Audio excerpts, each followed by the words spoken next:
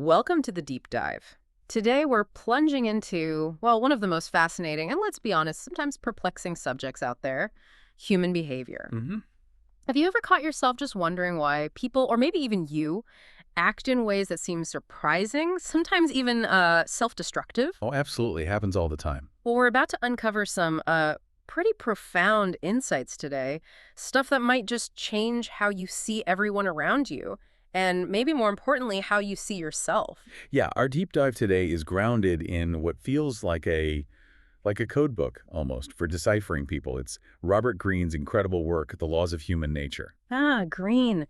Yeah, if you know his other stuff like Mastery or the 48 Laws of Power. Right, he has this knack for distilling really complex human dynamics into something, well, understandable. And what he does here, it's exploring these elemental forces, these kind of deep currents in human nature that lead to surprisingly predictable reactions. So our mission for you today, really, is to pull out the most important nuggets of knowledge, the key insights from this material. Think of it as a shortcut, maybe, a way to get well informed about these hidden currents that shape how we all act, helping you understand not just what people do. But why they do it, and why that matters, and, crucially, how you can actually apply this knowledge in your own life. Okay, so let's start unpacking this. This core idea Greene introduces, the stranger within us. What's that about? Right. He suggests it's almost like there's this little demon inside us, operating kind of independently from our conscious will. A demon. Wow. Well, maybe not literally a demon, but something pushing us subtly into these self-destructive patterns. And the unsettling part, this stranger is often much, much weirder than how we picture ourselves. That's humbling to think about, isn't it? It really is. And the problem, as Greene lays it out, is we tend to live on the surface. We react emotionally, right? Totally. We react to what people say, what they do, and we form these really simplified opinions, snap judgments. Yeah, we settle for easy explanations like, oh, that person is just evil. Or, if it's ourselves, something just came over me. Exactly. But those neat little descriptions, they stop any real understanding. Oh. Or, more importantly, any real change. So the takeaway isn't just we have a dark side, but that ignoring it is what gives it power. Is that the idea? Precisely. Yeah. Because when you ignore it, it just keeps operating beneath the surface. It drives your reactions, your behaviors, and you're not even aware of it. The truth is, Greene argues, there's a kind of limited number of these basic primal forces. Things like envy, grandiosity, irrationality, conformity. Aggression, passive aggression. Right. But also positive ones include empathy, too. These forces bubble up to our consciousness, and we tend to just react superficially. We don't really get where they're coming from. Okay, now here's where it gets really, really interesting for today. You might think, oh, human nature, that's kind of old school. Yeah, like it's something fixed from the past. But the book argues the opposite, right? That we've actually never been more controlled by human nature, especially its destructive side, than right now. Absolutely. When Greene talks about the permeability of our emotions increasing because of social media, Yeah. what does that actually mean? Is it like our emotional skin just got thinner? That's a great way to put it, yeah. Imagine our emotions used to have, like a thicker skin, Yeah. a buffer zone. Okay. Now, with social media, every outrage, every viral trend, every manipulative message can just slip right through. It affects us almost instantly. We catch the collective mood without even realizing it. Wow. Yeah, viral effects sweep through us. Manipulative leaders can exploit this very easily. Aggression gets displayed openly online, which makes it easier to act out our shadow sides, without immediate consequences. And all those tendencies we have, comparing ourselves, feeling envy, seeking status. Oh, they've only intensified massively. And our tribal instincts. Social media is like the perfect breeding ground for that, creating echo chambers, reinforcing our views, demonizing anyone outside the group. So the potential for chaos driven by our primitive side has actually gone up. Greene argues it absolutely has, yeah. Okay, so why is understanding these laws so vital then, beyond just, being interesting? Are there practical upsides? Oh, huge practical benefits. Seriously. First off, it empowers you against, let's call them toxic types. Right. The aggressive, envious, manipulative people. Exactly. And the thing is, they don't announce themselves. They often come across as charming. They flatter you, disarm you. Yeah, totally. But once you understand their underlying nature, their patterns, you're way less likely to feel betrayed or angry or helpless when their true colors eventually show, which they usually do. So it's like seeing the game being played. Right. And more than that, Instead of feeling weighed down by these encounters, you can actually start to see them as like opportunities, chances to hone your own self-mastery, to toughen yourself up a bit. Like mental martial arts, you said? Kinda, yeah. The confidence you get from just navigating one of those situations effectively, from outsmarting a toxic type, it can be immense. That's a really powerful way to reframe it, turning a negative into a growth opportunity. Okay, what else? Second big benefit. These laws teach you the real levers for motivating and influencing people, which, let's face it, makes your path through life a whole lot smoother. Because we often get it wrong, don't we? Trying to argue or push people. Exactly. We try to change minds by arguing or cajoling or lecturing, and what happens? People just dig their heels in. They get defensive. Hmm. Greene's laws teach you that people are naturally resistant. You have to work with that resistance, not against it. Lower it first. Figure out their insecurities. Yeah. And always think in terms of their self-interest, their need for validation. Can you give an example? Sure, think about Lyndon Johnson. He was known as the master of the Senate, right? He didn't get power by arguing. No way. He waged these incredibly systematic campaigns to win over key allies, guys like Senator Richard Russell, Hubert Humphrey. How'd he do it? Pure influence tactics. Charm, sure, but also mirroring their values. He talked baseball with one guy, Civil War history with another. He showed incredible competence, made their lives easier, basically. He made them feel validated, important, and through that, he built immense power. That's a masterclass. It really is. Yeah. And here's a crucial point Greene makes. Influence isn't optional. It's essential. He talks about honesty mongers, people who claim to be totally transparent. Yeah. He argues they often display a kind of passive aggressiveness because, well, we humans can't avoid trying to influence each other. Everything we do, everything we say, is interpreted by others as an attempt to influence, whether we mean it that way or not. Okay, so if influence is key, how do you become like a master persuader? What are the strategies? Well, one big one is transforming yourself into a deep listener. And I mean deep, going way beyond just hearing the words. So not just waiting for your turn to talk. Exactly. You have to be genuinely motivated to understand the other person's thoughts, their feelings, their perspective. He uses an example from Henry James, a character named Marie de Vianney. Okay. Her beautiful, conscious mildness, her ability to listen so deeply, it gave her this almost hypnotic power. People felt completely understood, unconditionally accepted. That's incredibly persuasive. That makes sense. What else? Another powerful technique is infecting people with the right mood. We're incredibly susceptible to other people's moods, right? Oh, yeah, definitely.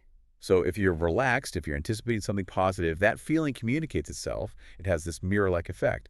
Adopting a sort of indulgent attitude, accepting people as they are without judgment, that could be really hypnotic too. Okay, indulgent attitude. How about getting someone to do something they don't want to do? That's the tricky part. Right. The key there is framing their desire. It's not about forcing them. The classic example Greene uses is Tom Sawyer painting the fence. He didn't beg his friends. He didn't order them.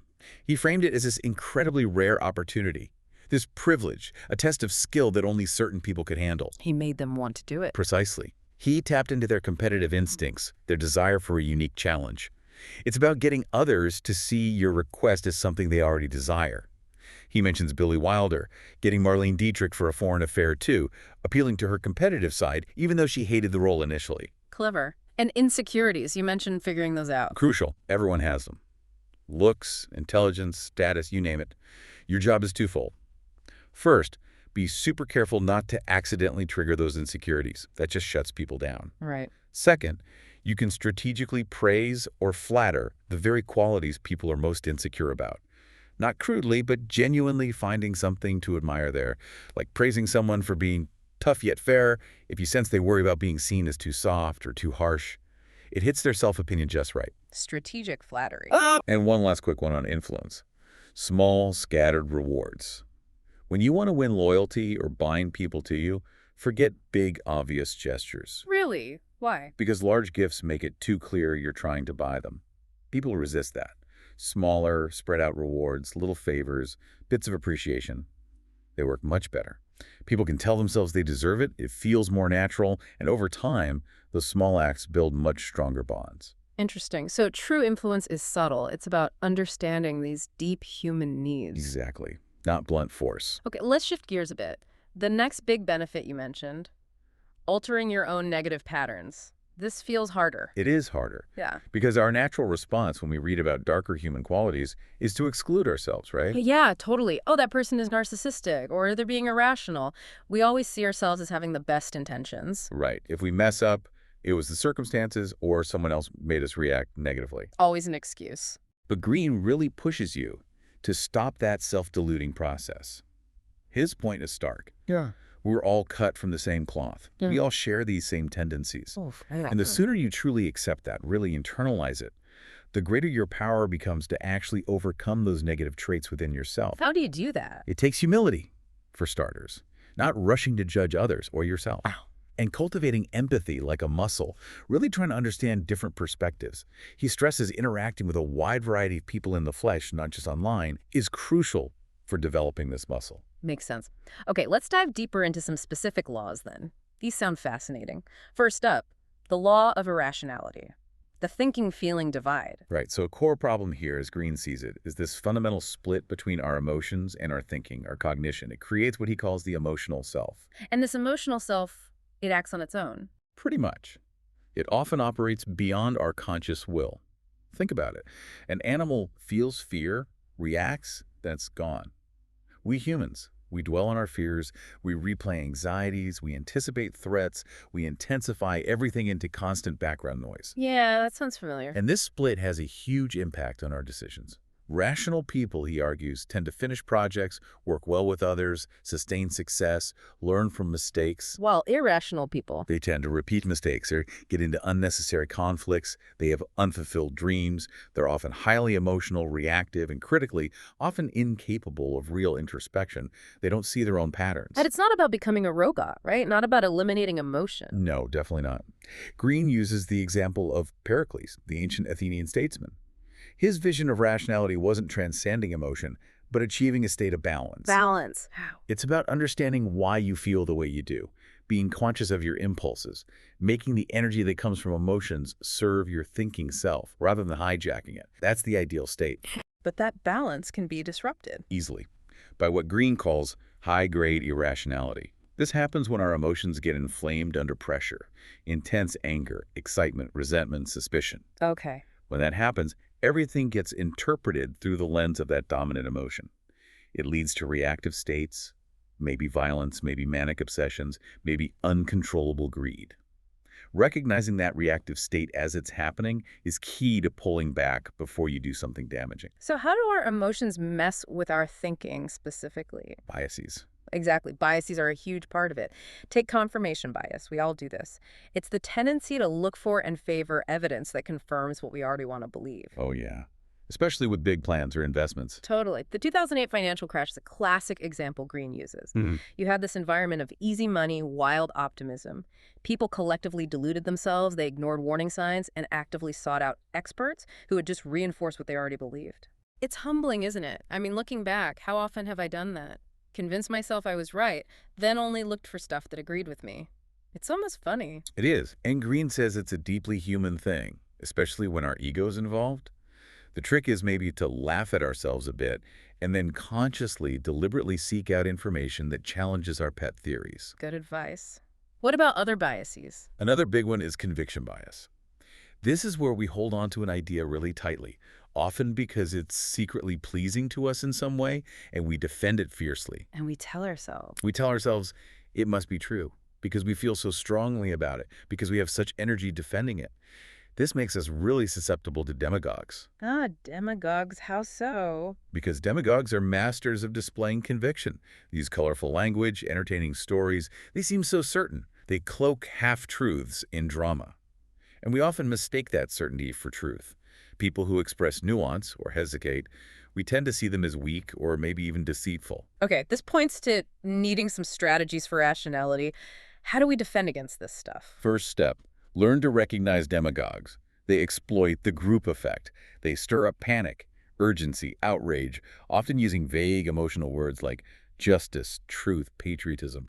They focus on abstract goals, not concrete plans. So be wary of that kind of language. Be very wary. Your best defense, Greene says, is simply to value your independent reasoning power above all else. Resent any attempt by others to intrude on your independent mind. When you feel you're in the presence of a demagogue, become doubly skeptical, doubly analytical. Remember, rationality is something individuals cultivate, not something that comes from mass movements or technology. Okay, value independence. What else? A really practical one, increase your reaction time. When something happens that triggers an emotional response, train yourself to step back. Don't react immediately. Like the angry email thing. Exactly. Write the angry email if you need to, get it out. But don't send it. Sleep on it. Walk away. The longer you can delay your reaction, the more mental space you create for reflection, for perspective. It's like resistance training for your emotional mind. I like that. Resistance training. And this ties into the model of Abraham Lincoln. Greene holds him up as an example of supreme patience. Lincoln? How so? When facing a huge problem, Lincoln would deliberately slow things down. He'd wait. He had very clear long-term goals. He assessed everyone's strengths and weaknesses meticulously, and he had this deep faith that time and reasoned action would eventually prove him right. So slow down, wait, think long term. That's the essence. True rationality isn't being emotionless. It's about deliberately slowing down the process to let your thinking catch up with your feelings. Okay, that makes a lot of sense. Let's move to the next law, the law of repression. Confront your shadow. This sounds intriguing. It is. The basic idea is that lurking beneath our polite, civilized exteriors, we all inevitably have a dark side, a shadow side. Made up of. Repressed insecurities, aggressive impulses, selfish desires, all the stuff we don't like to admit we have. And this shadow side doesn't just stay locked away. It leaks out. It influences our behavior in baffling, often harmful ways. But aren't we supposed to be more sophisticated now? Less repressed than, say, the Victorians? That's what we like to think. But Greene argues that our modern culture, with its intense codes of correctness, its sometimes impossible ideals of selflessness and positivity, actually drives this dark side even further underground. We become, in his words, more split than ever. So it's like the pressure to be perfect makes the shadow stronger. Exactly. He uses the analogy of Robert Louis Stevenson's Dr. Jekyll and Mr. Hyde. The more civilized and controlled Dr. Jekyll tried to be, the more monstrous and dangerous Mr. Hyde became when he finally broke loose. The denied shadow, when it's been caged for too long, comes out roaring. Yikes. Okay, so how do we spot this shadow in other people if it's hidden? Look for contradictions.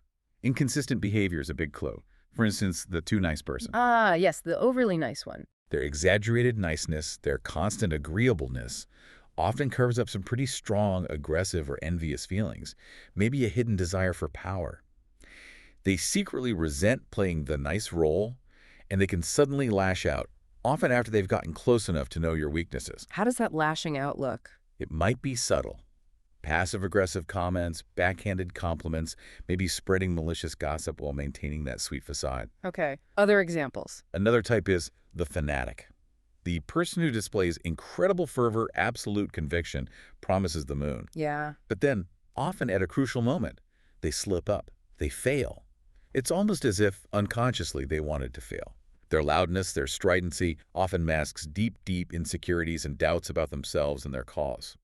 And the rigid rationalist. That's the person who completely denies having any irrational tendencies themselves. They pride themselves on logic. But this denial creates huge blind spots. They become inflexible, unable to adapt because they can't see their own emotional biases at play. Okay, that's spotting it in others.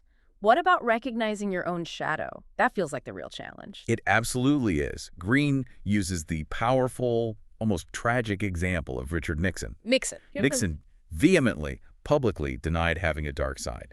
He claimed he never cried, never held grudges, didn't care what people thought. But his actions. His actions, especially under pressure, showed the exact opposite. Extreme insecurity, deep suspicion of others, terrible temper tantrums, manipulative desires. It was all there. And the Watergate tapes? The Watergate tapes was the ultimate reveal. He kept recording them, kept holding on to them, even when advisors begged him to destroy them. It was like Greene suggests, a second Nixon, maybe an unloved child part of him, taking revenge for being so completely denied and repressed for so long. It led to his complete downfall. Wow. So how do we avoid that? How do we look for our own shadow? You have to look for indirect signs, emphatic traits that seem really one-sided, like being always calm or always generous, emotional outbursts that seem out of proportion to the situation, being overly touchy or defensive about certain topics that often points to a hidden insecurity being poked. And once you see these signs, what then? The goal isn't to eliminate the shadow. You can't.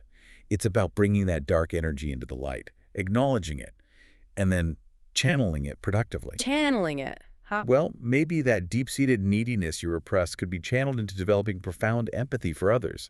Maybe those aggressive impulses could be channeled into focused, determined work for a cause you believe in. So it's almost like understanding your dark side is the first step to unlocking hidden strengths, like Hmm. superpowers. Exactly. It's about integration, not elimination. Yeah. The true insight here is that your biggest weaknesses, once you acknowledge and understand them, can actually become unexpected sources of power. That's a hopeful spin on a dark topic. Okay, let's move to the law at envy, the hidden betrayal.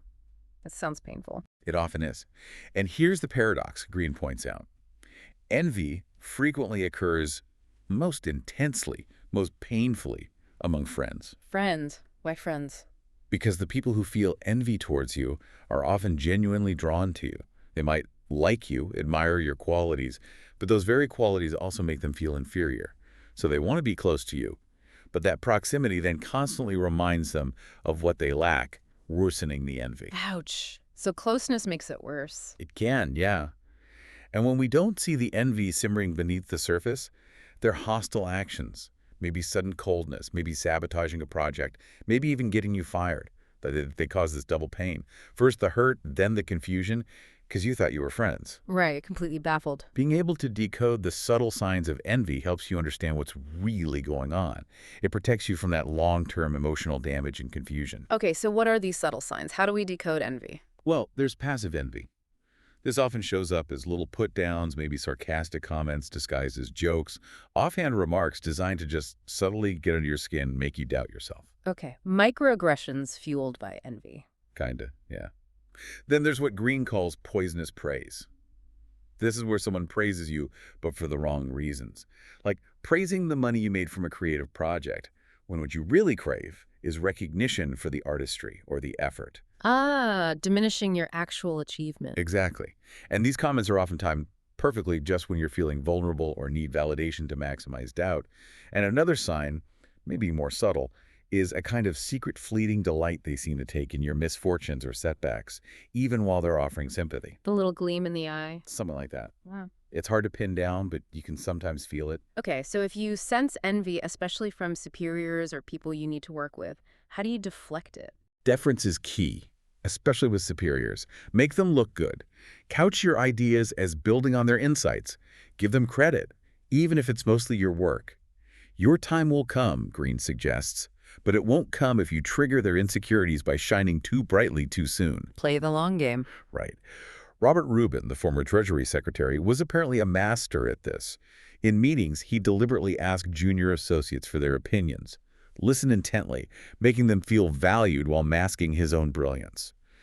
It diffused potential envy from colleagues and even his direct reports. He'd ask, "What do you think?" Smart. Greene also notes that for women in leadership, this burden of deflecting envy is often much heavier. It requires even more skill, more adeptness at playing the humble card, unfortunately. That's a tough reality. Okay, what about our own envy? We all feel it sometimes, right? Absolutely. No one's immune. The key, Greene says, is to consciously monitor yourself. Catch that initial pang of envy when you hear about someone else's success or good fortune, and then notice the subsequent hostility, however vague or disguised, that often follows it. Just noticing it is the first step. Noticing it, acknowledging it without judging yourself too harshly is the crucial first step to moving beyond it, to not letting it poison your relationships or your own ambition. The real insight. Envy is this silent killer of relationships and dreams. Learning to recognize it and diffuse it in yourself and others is a genuine superpower. Wow. Okay. Next up, the law of grandiosity. The delusion of destiny. Where does this come from? Greene traces grandiosity right back to early childhood. In our first months of life, ideally, our needs are met almost instantly. We cry, we get fed, we feel, in a sense, omnipotent, like the world revolves around us. The baby as king. Exactly. But then comes the painful realization, usually pretty early on, that we're actually quite small and weak and dependent. This creates a kind of lifelong wound, a deep need to recapture that feeling of power, to assert ourselves, often by fantasizing about abilities or importance we don't actually possess. And modern life fuels this. He argues it does. Things like overly pampered childhoods, where kids really are treated as the center of the universe, make it harder to shake that innate sense of specialness. Right. Also, he points to a decline in respect for authority or expertise, this idea that everyone's opinion is equally valid, regardless of knowledge or experience. That can definitely foster unrealistic self-assessments. So how does grandiosity show up? What forms does it take? Several forms. One common one is seeking social prestige, an intense need for attention, validation, status, admiration from others. Like needing to be famous or recognized? Yeah, or just the most important person in the room. He uses Michael Eisner's time at Disney as an example. His rise was initially brilliant, but increasingly, his decisions seemed driven by media attention, by maintaining his image as the genius CEO. And that led to bad It decisions. led to disastrous decisions, like firing Jeffrey Katzenberg. Katzenberg's huge success, especially with The Lion King, apparently threatened Eisner's grandiose self-image, his ego. Firing him hurt Disney financially, but it protected Eisner's feeling of being the sole star. Wow, that's self-sabotage on a grand scale. Other forms. Another interesting one is the grandiose victim. This is someone who uses their suffering, real or imagined, to demand attention and special treatment. They create drama. They emphasize their victimhood, believing their needs are paramount because they've suffered so much. Relationships with them often end up revolving entirely around managing their perceived wounds. I think I might know people like that. So how do you deal with someone else's grandiosity? Well, with moderate grandiosity, Greene suggests maybe indulging it a little, let them have their moment. But with extreme types, avoid deep relationships if you can. They often can't tolerate any doubts, any challenges to their self-image.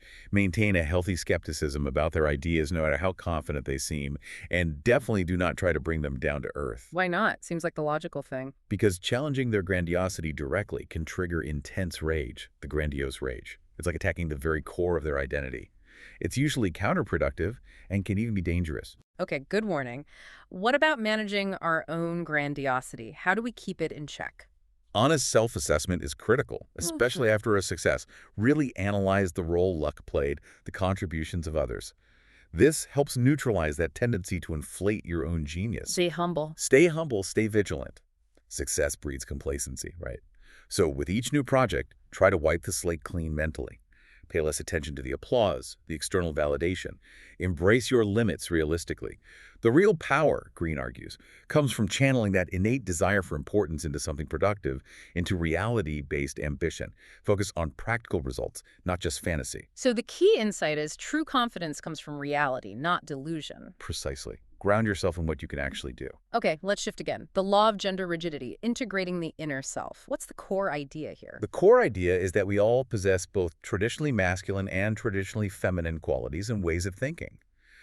But society, through rigid gender roles and expectations, often forces us to repress the qualities associated with the opposite gender. And this repression causes problems. Big problems. It leads to rigid, inflexible thinking. It strains our relationships, and it means we lose access to valuable dimensions of our own character, valuable ways of perceiving and interacting with the world. And how does this play out in relationships? You mentioned projections earlier. Yes, this is where it gets really complex. We unconsciously project the masculine or feminine qualities we've repressed in ourselves, qualities we either desire or fear, onto the people we're attracted to. So we fall in love with our own projections. Often, yes. Yeah. Especially in the early stages of infatuation. Greene uses the example of Dorothea Brooke from George Eliot's novel Middlemarch. She's intellectually curious but repressed, and she projects all her ideals of brilliance and spiritual depth onto this dry, dull, controlling scholar, Edward Casaubon. She sees him as this wise, almost fatherly figure. But he's not really like that at all. Not at all. It's her projection. Another common one he mentions is the mother figure projection. Men who haven't integrated their own nurturing or empathetic side might unconsciously seek out women to play that role, to be endlessly supportive, pump up their ego. And then they resent it if the woman doesn't conform. Exactly. They get angry when the real person emerges from behind the projection. It shows how we try to recreate these familiar emotional patterns, often based on childhood needs, and it leads to disappointment when reality doesn't match the fantasy. Are there different thinking styles associated with gender, too? Greene outlines tendencies, yes. He describes a more masculine style as often focusing on separation, categorization, linear analysis, emotional detachment, specialization, and a tendency perhaps to blame external factors for failure and credit the self for success. Okay. And the feminine style? More focused on connection, synthesis, seeing the whole picture, cyclical thinking, empathy, adaptability, broadening perspective, and perhaps a tendency to blame this self for failure and credit luck or others for success. Now, these are tendencies, obviously not absolutes for every individual. But the point is we contain both potentials. We contain both. And true strength, true creativity, comes from integrating them, becoming aware of your own projections, becoming aware of the qualities you've repressed in yourself. Maybe assertiveness if you're a woman who was taught to be passive, maybe empathy or vulnerability if you're a man taught to be stoic, and consciously developing those qualities. And integrating them makes you more authentic. Yes. And that authenticity, that wholeness, is incredibly attractive to others. It has a natural magnetism. He points to Martin Luther King Jr. as a powerful example of blending styles. MLK. How so? King brilliantly blended this deep spiritual idealism, often seen as more feminine, with incredibly sharp strategic pragmatism, often seen as masculine. Think about the Birmingham campaign using children marching. Wasn't just inspirational. It was a calculated move to provoke a reaction and force federal intervention. His inner voice, as he called it, guided him strategically, linking his practical moves to his higher mission. So he used both sides. Perfectly. Queen Elizabeth I is another example, blending folksy connection with regal authority to project immense power. The core insight is, authenticity, born from integrating your whole self, is a powerful magnetic force. Okay, really interesting. Next, the law of purpose. The uniqueness of your calling. This sounds fundamental. It really is. Greene argues that humans have this deep, almost gravitational need for a sense of purpose in life. Without it, we feel adrift, lost, prone to depression or distraction. But not just any purpose will do. Right. He warns against what he calls false purposes. These are common traps people fall into. Things like pursuing pleasure above all else, or money just for its own sake, or chasing fame and attention, or seeking power purely for the feeling of control. Why are they false? They sound pretty popular. They're false because they ultimately lead to obsessive, empty behavior. They're dead ends. You get the money, you get the fame, but there's still this underlying emptiness because it's not connected to anything deeper, anything uniquely you. So how do you find a true purpose? Often, Greene suggests, true purpose feels less like something you find and more like something that finds you. It feels like it chose you. He gives examples like Ingrid Bergman feeling an irresistible pull towards acting from a young age, or Martin Luther King Jr. discovering his life's mission during the intensity of the Montgomery bus boycott. It's often a visceral attraction, a deep sense of connection to a particular activity or cause. But are there practical steps if you don't feel chosen? Absolutely. He suggests starting by analyzing what motivates other people. Understanding their drives can clarify your own. Crucially, cultivate your uniqueness. What's your specific combination of skills, interests, experiences? That blend is something nobody else has. It can't be replicated. Find ways to express that. Like Coco Chanel. Exactly. She came from nothing, an orphan, but she had this unique vision. She strategically found a mentor, Boyd Capel, who helped her navigate the business world, allowing her to realize her unique calling in fashion, completely revolutionizing it by expressing her own unconventional style. And that's about the work itself. Yes. Lose yourself in the work. Purpose isn't just a grand idea. It's sustained through daily practice. You have to push through boredom, frustration, distractions. Find joy in the process, in those moments of deep immersion, those peak experiences, like great actors who completely fuse with the role. Oh, yeah. That dedication fuels the purpose. And underlying all this, the inner voice. Yes, he emphasizes the importance of listening to your own inner voice or intuition. It's distinct from your ego, distinct from the pressures and opinions coming from outside. MLK constantly referred to this guiding voice. What does this voice do? It connects you to your larger goals. It helps you navigate detours and resist temptations that would pull you off course. It makes you strategic. When you're tuned into that voice, Greene says, your course feels set. Deviating from it causes anxiety and pain. It's your internal compass, the core insight. Your unique calling isn't just found. It finds you, claims you, and then demands your full devotion to flourish. Powerful stuff. Okay, nearing the end here. The law of generational awareness. Navigating the tides of time. What's this about? It's about recognizing that the time period you grow up in profoundly shapes you. The major events, the cultural trends, the technology, the prevailing mood during your formative years, all these things imprint themselves on your generation, creating a shared personality, a shared worldview. These generational patterns ripple through history. So we're all products of our time to some extent. To a large extent. And to navigate life effectively, especially if you want to have influence or connect with people, you need to understand this. You need to discern the prevailing spirit of the present moment, what the Germans call the Zeitgeist, How do you sense the zeitgeist? by paying attention. Feel the collective moods. What are people craving right now? What anxieties are bubbling up? Notice which idols or ideas from the previous generation seem to be losing their power, which ones no longer cast a spell, especially on younger people. When you see enough of that disenchantment, Greene says, a new wave, a new spirit is rising. And what do you do with that awareness? A key piece of advice, especially for younger people trying to make their mark, is to actively push against the values and conventions of the older generation, the one currently in power. Rebel against the establishment. In a way, yes. Express what feels taboo. Shatter outdated conventions. This naturally attracts your own generation, who are often feeling stifled by the old ways. Think of Coco Chanel again. Her androgynous, comfortable designs were a radical break from the restrictive fashions of the past. Or John F. Kennedy deliberately positioning himself against the staid, conservative Eisenhower era of the 1950s. That contrast creates energy and appeal. What about as you get older? You can't keep rebelling forever. No. As you age, the strategy shifts. It's not about mimicking younger styles that usually looks awkward. Instead, it's about modernizing your own spirit. Blend your deep experience and core values with an understanding of new trends and technologies. Become an unusual and appealing hybrid. Stay relevant by integrating the new, not just imitating it. Interesting. And time itself, our experience of it. Greene makes a fascinating point that our experience of time is subjective, it's malleable, we can feel it speeding up or slowing down, and we can consciously influence that. As we get older, time can feel like it's accelerating. One way to counteract that, to regain a sense of youthful curiosity and slow things down, is to actively learn new skills. Challenge your own ingrained assumptions, question your preconceptions, keep your mind fluid and creative, like a child's. Keep learning, basically. Keep learning, keep questioning. And one more profound idea here. Actively try to recreate the spirit of past eras in your mind.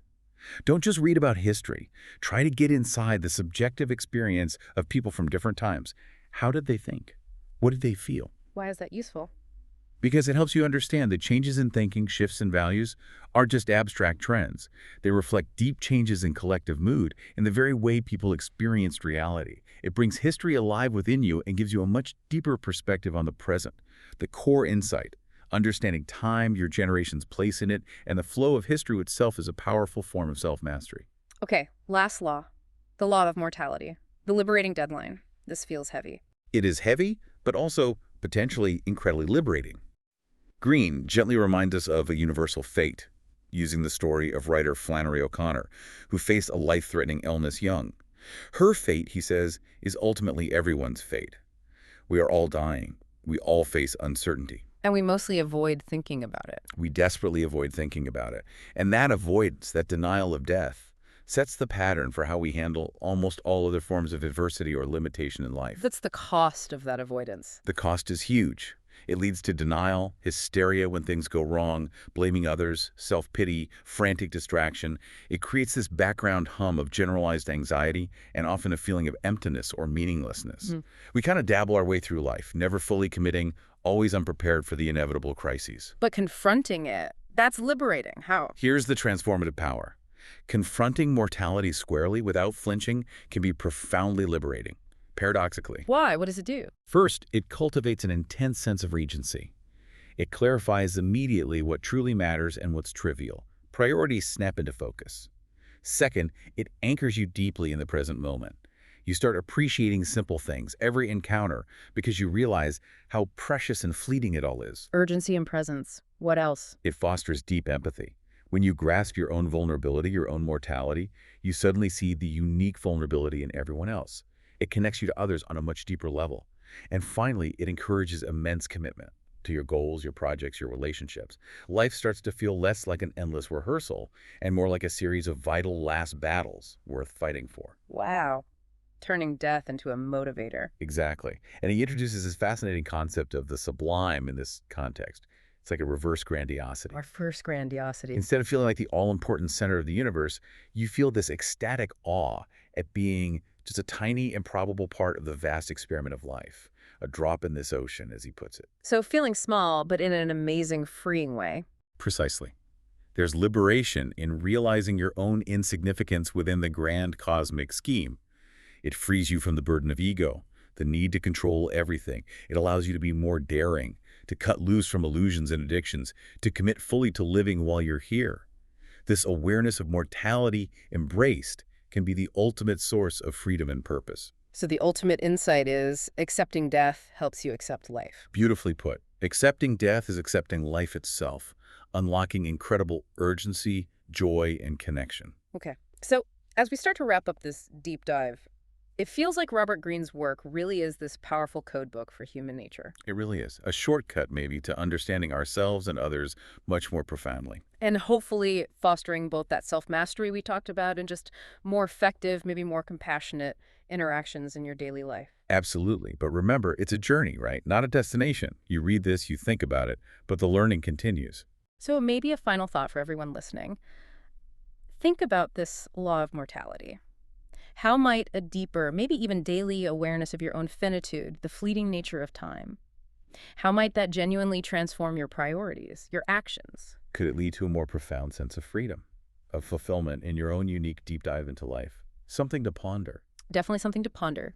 The journey of understanding human nature, our own and others, is never truly finished. Keep learning, keep observing.